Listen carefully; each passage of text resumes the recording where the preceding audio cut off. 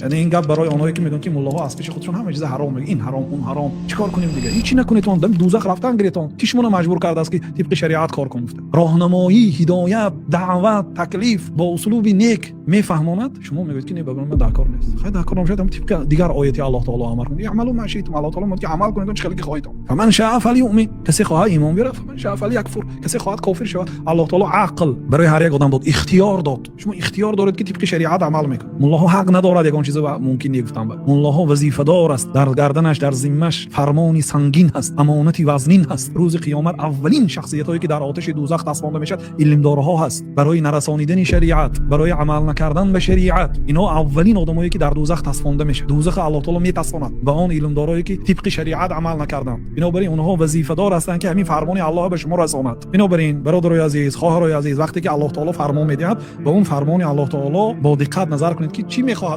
الله عز و جل بی حاجت است. اگر تمام روی زمین 8 میلیارد آدمی که حال در دنیا هست اگر طبق شریعت عمل کنند، از الله تعالی ترسند، ملک الله تعالی یه ذره زیادتی نمیکنه، یه ذره ملک الله تعالی بسیار نمیشه. اگر تمام فرزندان آدم مثل کافرترین و بدبختترین و فساد کننده ترین مردی روی دنیا که باشد مثل همون باشد، به ملک الله تعالی یگان ذره ضرر نمیرسه. الله تعالی شما رو فرمان داده است نه از جهت مشقت کردن به شما، بلکه مهربانی به شما، مصالح شما، فایده های شما رو در نظر داشت، فایده های شما فرمان داده است. هر عملی که نکن گفت برای شما ضرر داره.